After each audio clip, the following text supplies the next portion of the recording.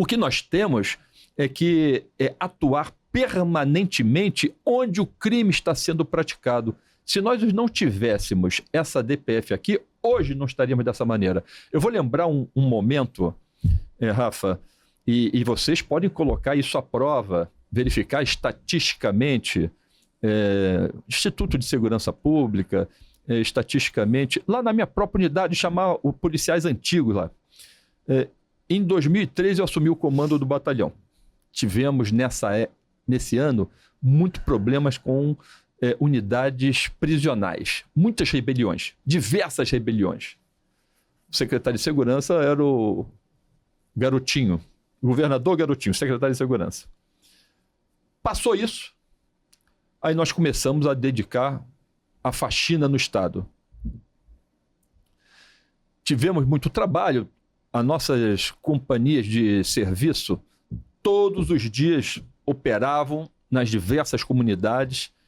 Quando chegou 2005, então 2003, parte de 2003, 2004 inteiro, parte de 2005, mas efetivamente, no meio do ano de 2005, um pouco antes do ano de 2005, até o final, não tinha mais troca de tiro com BOPE durante as madrugadas, em qualquer lugar, porque eles seriam neutralizados.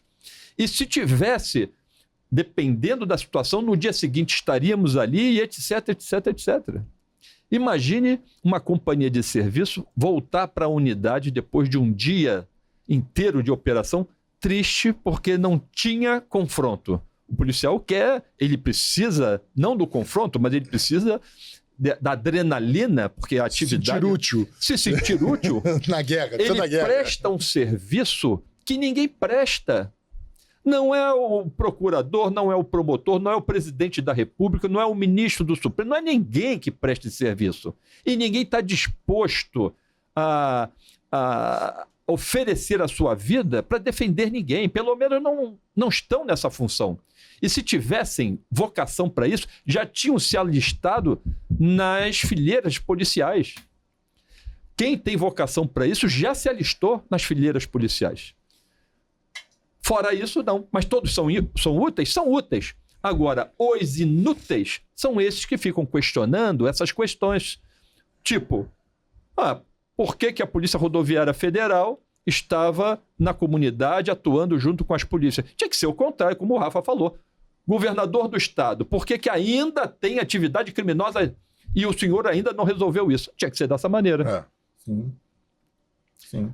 Ministro da Segurança Pública, ministro da Justiça e Segurança Pública, por que as armas estão entrando pelas diversas rodovias? É exatamente isso. Mas se nós observarmos, toda a responsabilidade só recai nas polícias civil e militar. E somente as polícias civil e militar é que levam tiro de fuzil. Elas não são responsáveis. E muitas das vezes, quando fazem prisões, essas prisões são anuladas, diferente do que o nosso ministro atual da Segurança Pública... Isso. O que você acha da declaração dele? É ridícula. Ele não tem noção. A declaração está aqui. Joga na tela aí, Pedrão, a declaração do ministro. Ele não tem noção nenhuma. Tá aqui a declaração dele aqui, ó. A polícia prende mal e o judiciário é obrigado a soltar, diz Lewandowski. Ele quis dizer que o policial faz uma prisão equivocada. O que é uma prisão equivocada? Eu queria prender João e acabei prendendo José. Não, nada disso. O que é que prende mal? Só prende em flagrante. Ele não sabe. Será que ele não sabe que só existe prisão em flagrante? Mas o policial, será que não sabe o que é o flagrante? Ele passou pelos bancos escolares, todas as instituições, elas mostram quais são as circunstâncias do flagrante, ou da flagrância de uma forma geral, ou por mandado de prisão, como aconteceu agora numa operação da Polícia Civil. Então, essas prisões são legais. Será que ele está se referindo... Aí eu vou abrir aqui um parêntese. Ao que nós tivemos aqui no Rio de Janeiro, em janeiro de 2025. A polícia prendeu um delinquente com 30 quilos de drogas. Flagrante. Audiência de custódia. O magistrado, ele foi contrário ao parecer do Ministério Público e relaxou a prisão. O Ministério Público gostaria de transformar a prisão em flagrante em prisão preventiva, mas foi relaxada a prisão. Vai para a rua. 12 dias depois, o vagabundo é preso novamente com 11 fuzis, levando para o Complexo da Penha. Então, o nosso ministro, nosso querido ministro Lewandowski, será que ele acha que a polícia prende mal e o judiciário solta por dever? Quem é que está errado nesse caso especificamente? Mas nós temos outros. Nós temos outros casos.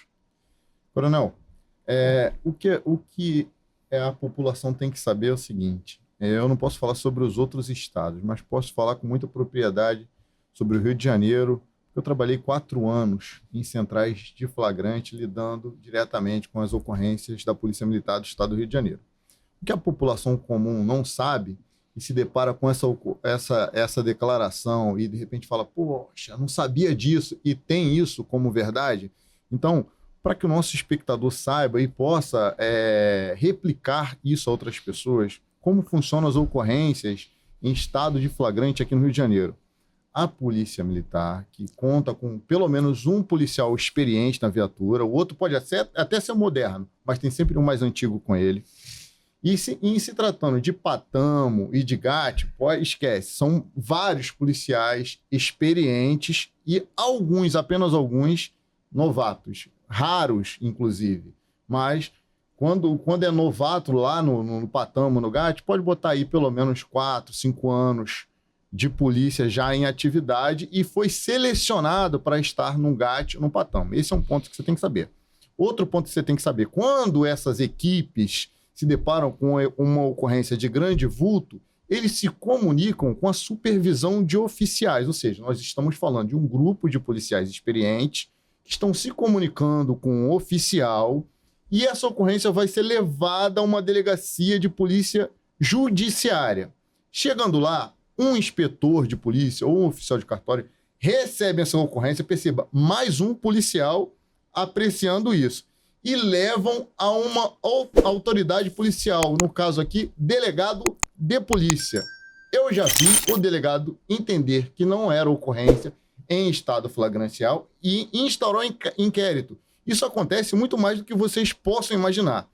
Somente os casos em que o delegado avaliou as provas, avaliou as declarações, ouviu as testemunhas, é que ele prende em flagrante e representa pela prisão preventiva. Então, entenda, há uma série de filtros antes desse delinquente ser apresentado à justiça. Então, uma declaração dessa é leviana e até mesmo injusta, o que não se espera do ministro de Justiça, que inclusive já foi ministro da Suprema Corte. É quase que alguém possa dizer, é o ministro da Injustiça, da Insegurança Pública. Só assim que a gente vai entender.